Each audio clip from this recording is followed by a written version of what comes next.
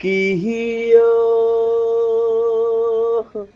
বন্ধু কাজল ভ্রমরারে, কোন দিন আসিবেন বন্ধু, কয়া যাও কয়া যাও রে। কোন দিন আসিবেন বন্ধু, কয়া যাও কয়া যাও রে। ও কিহিও বন্ধু কাজল ভ্রমরারে, কোন দিন আসিবেন বন্ধু, কয়া যাও কয়া যাও রে। কোন দিন আসিবেন বন্ধু, কয়া যাও কয়া যাও রে। যদি বন্ধু যাবার চাও, ঘাড়ের গামছা তুইয়া যাও রে। যদি বন্ধু যাবার চাও, ঘাড়ের গামছা তুইয়া যাও রে।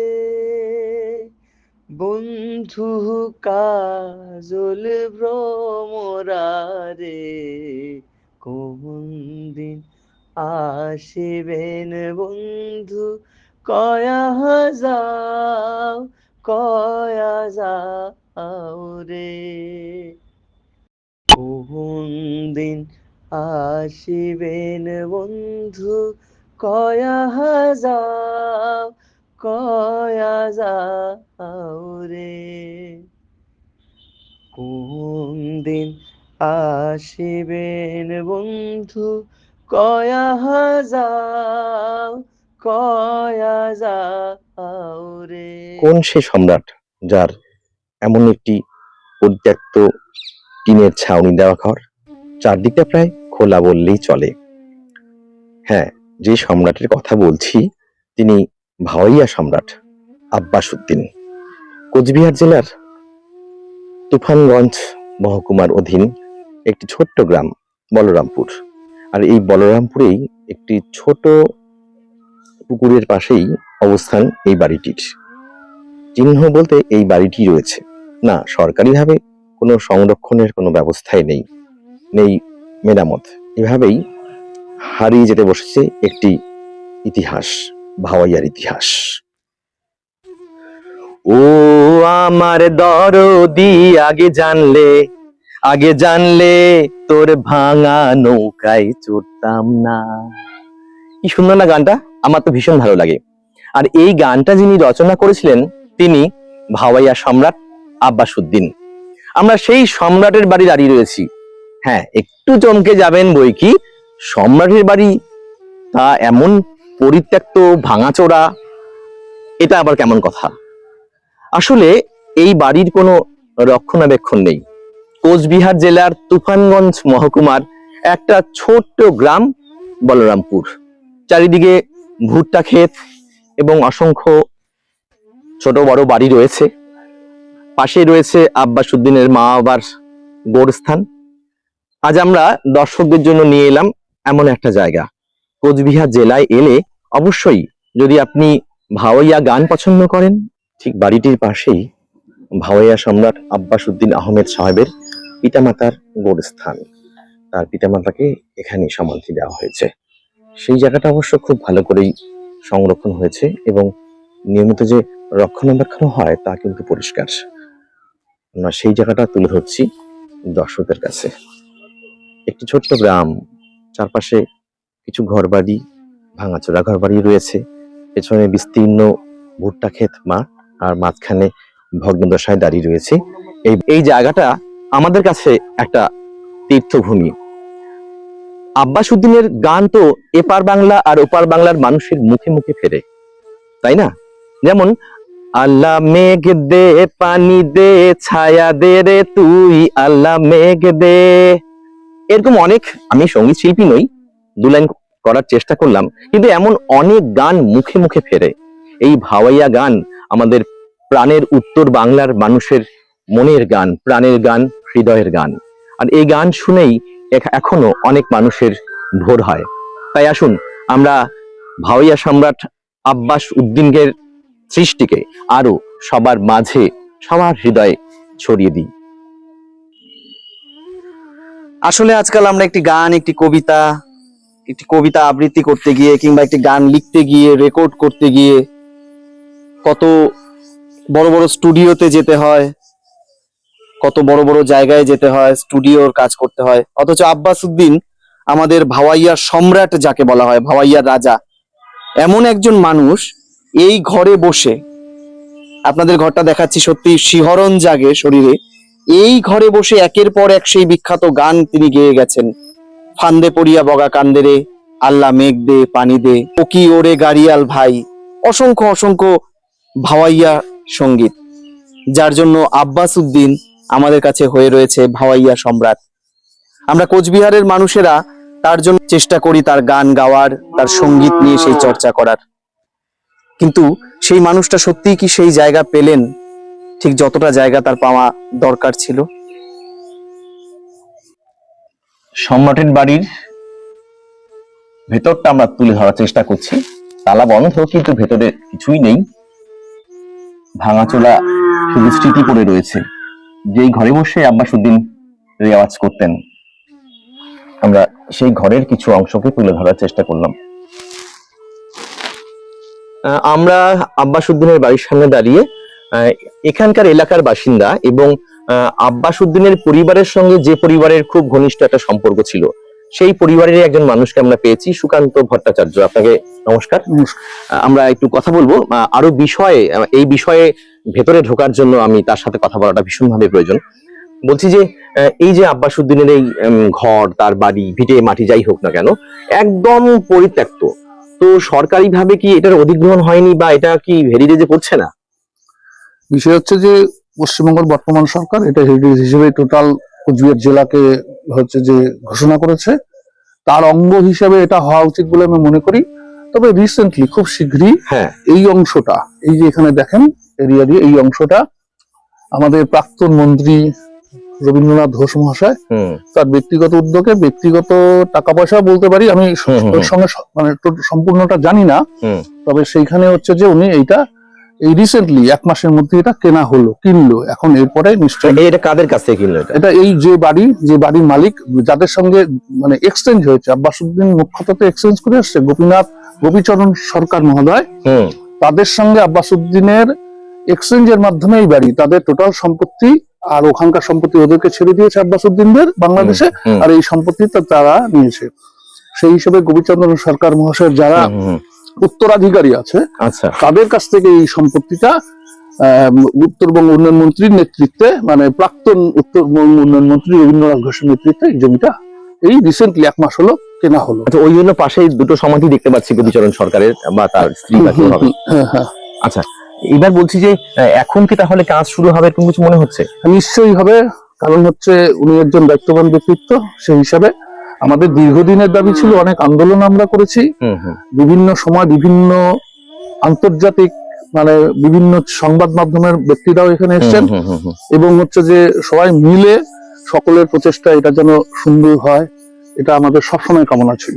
আচ্ছা, তো বলছি যে এখানে কি আব্বাস উদ্দিনের বংশধররা রয়েছে? আব্বাস উদ্দিনের এখানে কোনো বংশধর কেউই নেই, সবাই বাংলাদেশেই। তবে এখানে এই ঘরে কে কে থাকতেন তাহলে? এই ঘরে আব্বাস উদ্দিনের বৈঠকখানার ঘর, এই ঘরটায় আব্বাস উদ্দিন গান বাজনা করতেন। আপনি একাই থাকতেন? এই টোটাল বাড়িতে থাকতো তার বাবা মা। পাশে যে বাড়িটা দেখা যাচ্ছে এই বাড়িটা সঠিক বাড়ি, তবে এর সবগুলোই রুমের মানে ঘরগুলো সংস্করণ করা হয়েছে। এবার আমি যতদূর জানি এই বাড়িটাতে ঢোকার এখন কোনো উপায় নেই। এই বাড়িতে এখন ঢোকার উপায় নেই। পুরনো চিহ্নের মধ্যে একটা জিনিস, সেটা হচ্ছে যে একটা কুয়া, আচ্ছা, সম্ভবত সেই কুয়াটা জঙ্গলের ভিতরে থাকতে পারে। আচ্ছা আচ্ছা, ঠিক আছে। আর এই ঘরের এই যে জানলার এই যে ডিজাইন গুলো, এগুলো তদানীন্তন সবাই গোপীচরণ সরকার মহাশয় যখন এখানে এলেন, তারপরে এই ঘরটা একটা ঠাকুর ঘর বানিয়েছিলেন।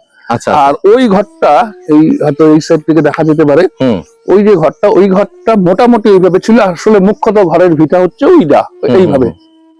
আর এখানে গান বাজনা করতেন। তার বাবা তো আসলে গান বাজনা অতটা পছন্দ করতেন না, হ্যাঁ হ্যাঁ হ্যাঁ আব্বাস উদ্দিনের বাবা। আচ্ছা তো সেই জায়গাটায় তিনি হচ্ছে করতেন। আর তিনি নামকরা একজন হচ্ছে যে বিচারক ছিলেন আব্বাস উদ্দিন সাহেবের বাবা, যার জন্য বেশিরভাগ সময় তুফানগঞ্জ কোর্টে ছিলেন, সেখানেই থাকতেন।